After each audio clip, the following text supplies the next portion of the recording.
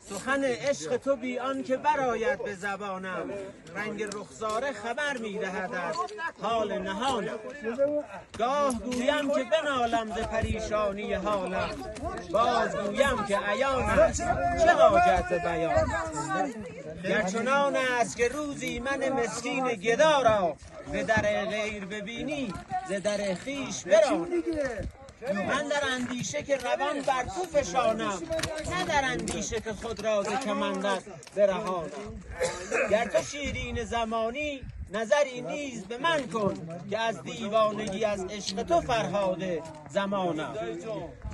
نه مرا خاطر غربت نه تو را خاطر قربت، دل نهادم به صبوری که جز این چاره ندانم. برم از دیده چکان است به یاد لب لعلت، نگهی باز به من کن تازه دیده در بشکانم.